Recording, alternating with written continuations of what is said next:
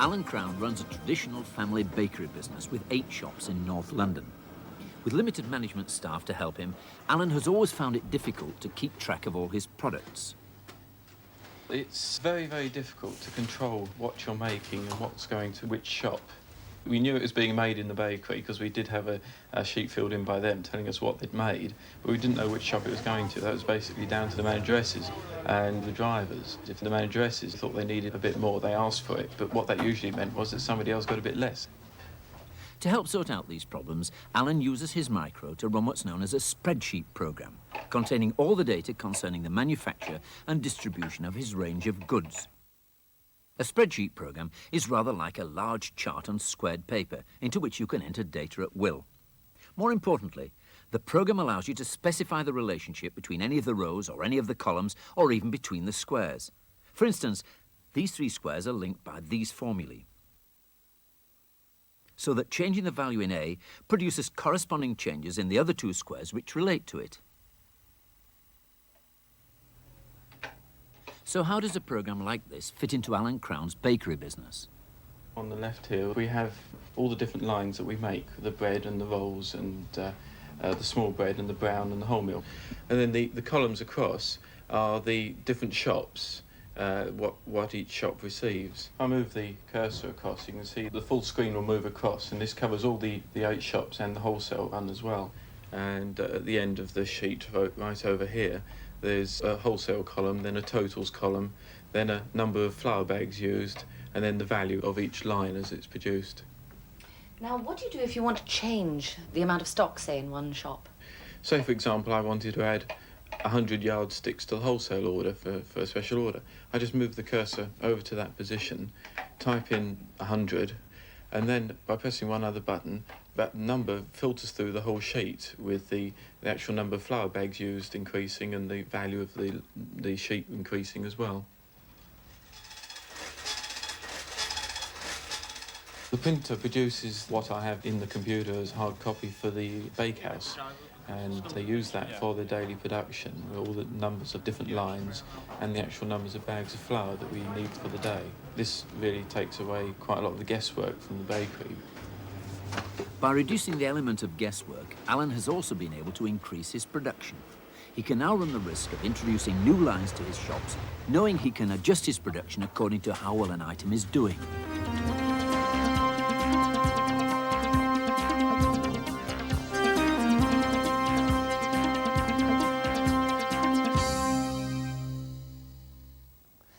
Well, the low cost of the micro has enabled small businesses as well as departments of large companies to get easy access to computing. Of course, there are snags, but there are also real benefits. This week, we shall be looking at the business software available for micros and what guidelines to follow in buying it. And we shall be seeing some of the problems of writing your own business programs. The most used business software on micros is for financial planning, the sort of package being used to plan the production and distribution from the Crown Bakery. Its great advantage is the rapidity with which the model can be written and how easily changes can be made. Let's look at this. It's a little profit and loss statement for a landscape gardener. And on the top line here, on income, he's got what his revenue he expects to be each quarter, spring, summer, autumn and winter. He's got the costs of his plants, which is half his income. He's got the wages of one man here, and he's got the rent of his officers. Totaling those 3, plants, wages and rent, he has his costs, and subtracting that from his income, he gets his profit line here. Well, one of the advantages of a spreadsheet system is you're not limited, the size of the spreadsheet, to the size of the screen you're operating on. You can imagine the screen being a window, being able to move it around and look at any place you like on the spreadsheet. And you do this by moving the cursor across the screen, and it will bring in the column there on the right-hand side and lose a column on the left-hand side. And this is the total for the year. So he's got a revenue of £53,081 with a total of £12,000 profit at the bottom right-hand corner. So it looks a very healthy business. So in addition to this, what he has done, he's actually produced a bank statement to see what the impact has on his bank. And we can look at that very quickly. And that's his bank account that would be a result of those revenues, if he achieves those revenues and the costs were the same. He has an opening balance of 0. The money comes in on the credits. He's got debits as he pays for his flowers and pays for the individuals, and he's got drawings of £2,500 per quarter, and it leaves quite a nice healthy balance in the bank itself. Well, that looks fine. But then he has the opportunity of doubling his revenue from the summer onwards, and that's where a computerised spreadsheet modelling system really comes into its own.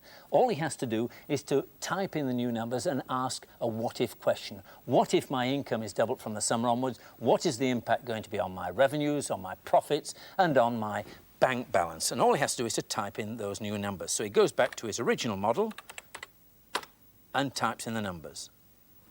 And you can see here his income is going to change from the summer onwards, and it's going to double. So we simply type in 26,000, and that will modify it throughout the year. He's reckoning his income will grow slightly each quarter, but with the doubling of his work, he needs another man, so he's going to double his wages, 3250, and that will continue for the rest of the year. And we can very quickly look at the impact that has had, again by scrolling to look at the total column. At the top, he's got a substantially increased income of 93,662, and at the bottom, a profit here before tax of 27,456, which is 15,400 or so pounds over what he was going to make. So it looks like a good business on the face of it. Then he says, well, let's have a look at the impact on my bank statement. And of course, the numbers have been reflected in the bank statement, and we look at that, and to his surprise, he finds that in the summer, he's overdrawn by £1,418. And the reason for that is fairly straightforward, that he's had to pay out for his plants, and he had to pay his wages before the money has come in from his new customer. Well, you might say, well, so what? But he could take this plan along to the bank and say, look, I have an opportunity to double my business. It is going to mean me going to an overdraft for the summer, but the rest of the year it will be cleared away, and presumably a good bank manager would give him an overdraft facility to cover that shortfall. But there's much more to business software on micros than financial planning systems. There's accounting packages, word processing, payroll. It's an almost endless list. But with over 200 different micros on the market and an amazing selection of software, it's easy to get quite bewildered.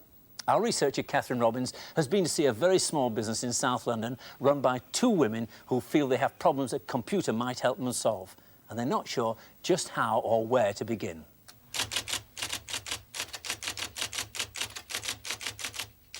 Two years ago, Hazel Radcliffe gave up her job as a teacher and set up work in an upstairs room at home. She and her friend, Christine Wartham, had been teachers of machine knitting and had soon realised how many people needed extra tuition in this area. So they got together to write a collection of notes and leaflets, which soon turned into a full-colour magazine, Knitting Machine Digest. Fine, thank you.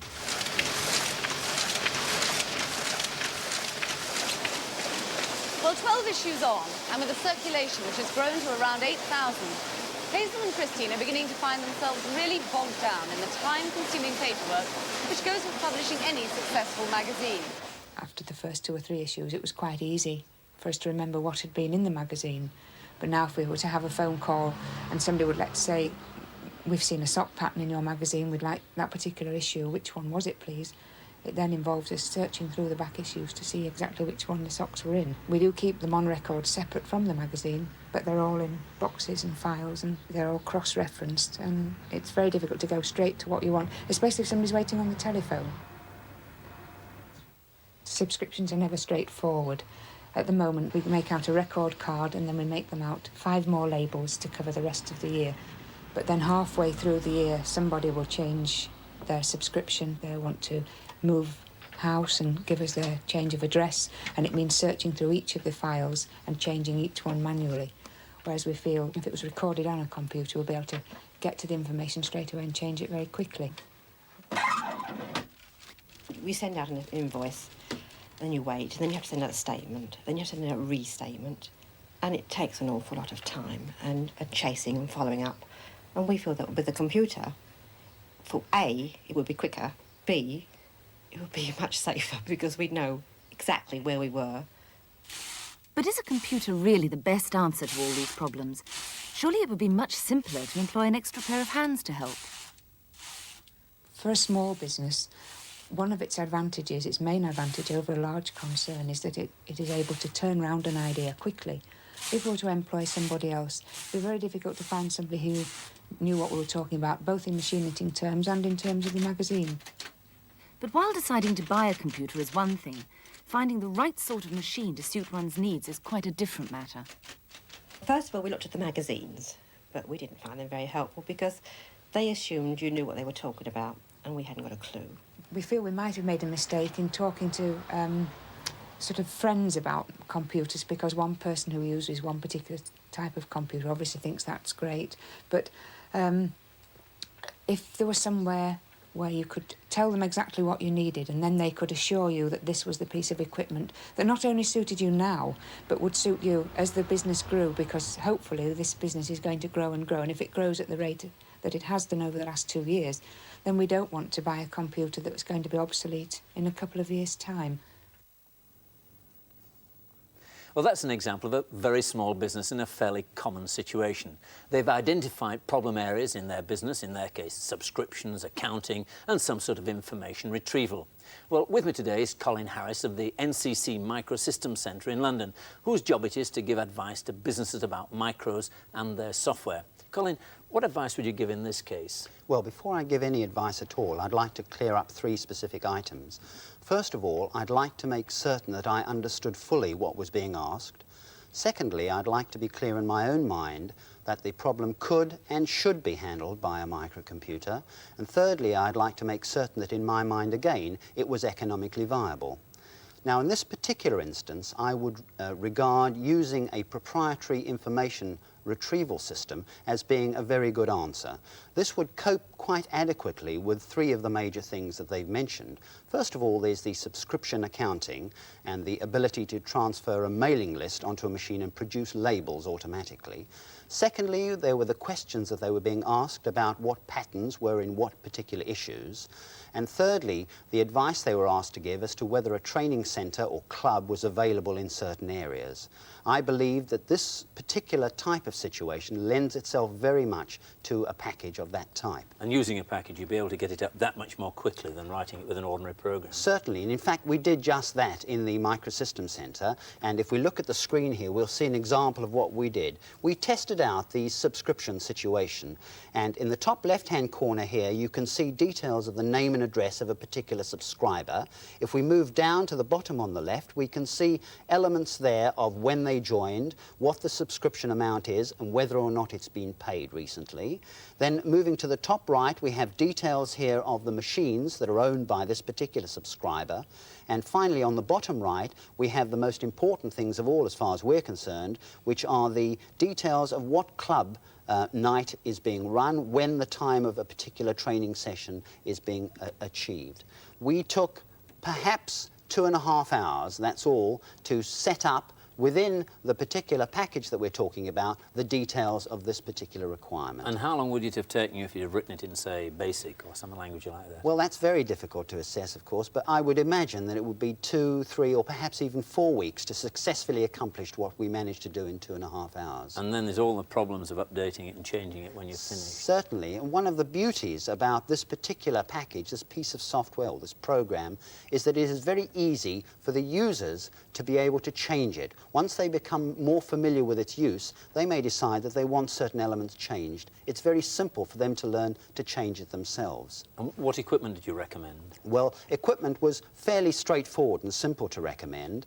We decided that they would need a screen with a keyboard naturally. They'd need the computer with 2 disk drives and obviously a printer for producing their subscription lists and also their name and address labels.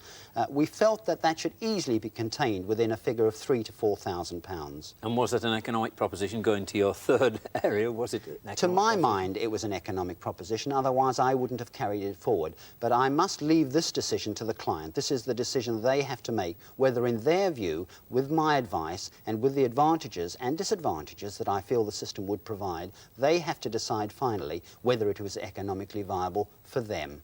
It sounds almost miraculous that you're able to do something in 2.5 hours. And that excludes, of course, setting up all their files of their 8,000 subscribers, but do it in 2.5 hours when programming would take 3 weeks. What are the limitations? Well, there are 2 major limitations with this system. First of all of the information with regard to one subscriber, shall we say, has to be contained within the size of one screen. Secondly, the number of subscribers, in this case we only have 8,000, but the number of subscribers would be limited under this system to 65,000. So they've got plenty of room for expansion from 68 to 64. Yes, indeed they have. But there is another disadvantage with this, although it isn't a disadvantage in this case. There are no mathematical capabilities associated with this particular package. We can't add, multiply, divide, etc. This is purely an information retrieval package. Well, thanks a lot, Colin. Well, in this case, a commercial package was used, but there is another way.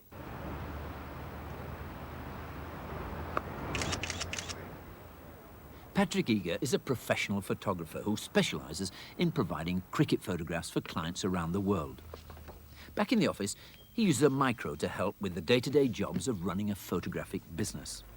Jobs like keeping a record of which client has which photograph, and printing the delivery notes, captions and reminders that go out with each batch of photos. Interestingly enough, the software that does all this, he wrote himself. Why didn't you choose to get any commercial software? Well, several reasons. I mean, there was one which was almost suitable, but it was very expensive. The guy wanted a lot of money for it. And I thought, well, that's too much. Personally, I really wasn't prepared to risk that sort of money. You knew exactly what you wanted as the output for your final programs, or well, did you really change around a lot? Both. And the structure was there because there's only one way of booking out photographs, or there's a system I'd got manually. Yes. And I wanted to retain that. I see. So you converted your manual system as near as possible to this, so it Exactly. wasn't strange. Exactly. That's sensible. But at the same time, you kept coming up with ideas that things you could do. I mean, for example, here we've now done the delivery note. In the old days, you'd also have a delivery note, but it says at the bottom, do you want to print that? We've done them, so you press that. And do you want an address label? Well, yes. So it'll now do a thing that says, photographs do not bend, and there's your address. Admittedly, it's on ordinary paper, you have to cut it out and stick it on, but I mean, it's not too much hardship. What difficulties did you get into programming it? Not a lot. I mean, the file handling is a little bit difficult to start with, as I'd not met it before. And inevitably, you come across the occasional bug.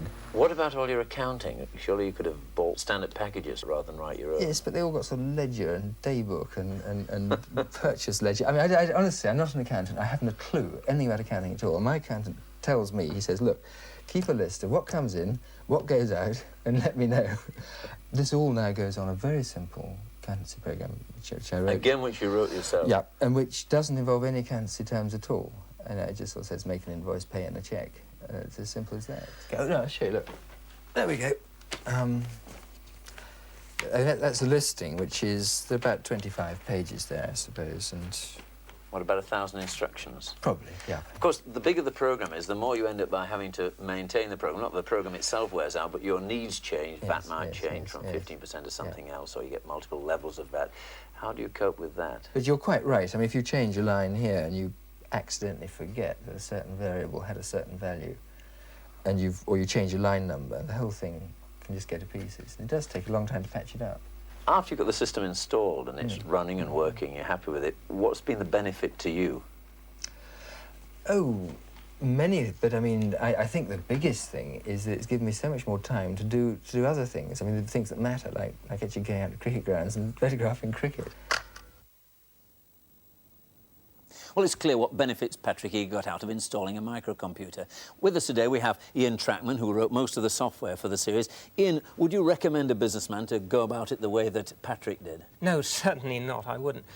Leaving aside the time it takes to get to that proficiency of programming, to be able to write a commercial program, which must be several months, it still must have taken Patrick weeks to write that program. And then there's all the problems of maintaining it afterwards. Yes, if you were to cost that up in real cost to his business, he must be better off buying a package. Now, a couple of years ago, maybe he couldn't have found the right package, but today, there's no doubt we could have found a package that would have done the job that he wanted virtually to his absolute requirements. And that, of course, is a very important thing. We must say to his credit, he did have a very clear idea of what he wanted the program to do, which is probably the most important thing about putting a business application onto a computer. Well, we seem to be recommending that a businessman should go out and try and find a package to suit what he wants to do. But how does a businessman go about selecting a package? Well, there are a number of sources that he can go to, but I would think that perhaps the most logical sequence would be, first of all, to get the trade magazines and start reading through and seeing what packages are available. Most of them run a reference list of one sort or another. Then from that they would move to the dealers, the people who supply both the hardware and software, and try out one or two of these packages. When they feel reasonably happy with some of them, to ask the dealers to for a list of those people who are actually using them. Not a specific instance, but these are a number of people that are using them. Try them and see what they feel about them. In addition, of course, he could go to an independent consultant who would not only try and select the right package, but also try and clarify the ideas as to what it is he really wants. And he might obtain information from the manufacturer, or if he was in a specialised area, for example, a travel agent or a dentist or so on, to go to his association who could recommend users like that. But there is one thing, Mac, if you don't go to a specialist consultant or somewhere like this, you should be warned that there's an awful lot of rubbish around, rubbish software. How do you define rubbish software? Well, I suppose we ought to be more specific. It's not just, when you buy a package, it's not just the programme. Besides the programme, there's the documentation, which explains how to run the programme, how to make changes, if the circumstances of your business change. And there's also the question of support, going back to the software house or the manufacturer of the software for help when something goes wrong. And training, I expect. So any one of those areas that's bad, you would define that as fairly rubbish. Yes, I mean, it's easy enough to have a look at the documentation and see if you can follow it. The programme itself is a bit harder to tell whether that's badly written, but there's a couple of small tests you could try. Often a business package will start out by asking you to enter the date. Put in 31st of February. Just see what happens, because if it accepts that, then you've got troubles down the line. And another thing is, when, for instance, the programme asks you to put a disk in the disk drive, leave the door of the drive open and see what happens. If it comes up with a message like CDOS error 34B, that's very unfriendly, and I wouldn't recommend a package like that. So we've gone out, we've found a piece of software we wanted, we've gone to a consultant, he's recommended it, we've gone to somebody else who's actually using it, we've got our software. How do we go about selecting the hardware? Well, I think the most essential thing, obviously, if we've found our piece of software, is to make sure that that piece of software works on the piece of hardware that we like. So that's the first thing. Secondly, that the piece of software, that piece of hardware that we recommend or we're looking for should be able to grow with the user so that he can add other things. And thirdly, that the piece of hardware should have the largest possible availability of commercial software so that it can use any piece that he wants. How does he measure the benefits once he's got his hardware and software? How do you measure the benefits as a consultant? Well, it's very difficult to measure benefits, which is why I always leave that element to, as much as I can, to the client. But there is efficiency, and how does one measure efficiency? There are certain basic applications where it's relatively easy. For example, if you're collecting your money, if you've got your sales ledger on a computer, you can measure quite easily how much quicker the money is coming in because your statements are going out very much faster. There's that sort of application. But as I say, in terms of efficiency, it's very difficult to measure what efficiency is. Well, thank you, Colin. Thank you, Ian. Well, next week we'll turn to the subject of how the microcomputer can be made to make music and to speak to us. We'll also start to look at languages other than BASIC and enter the world of artificial intelligence. Until then, goodbye.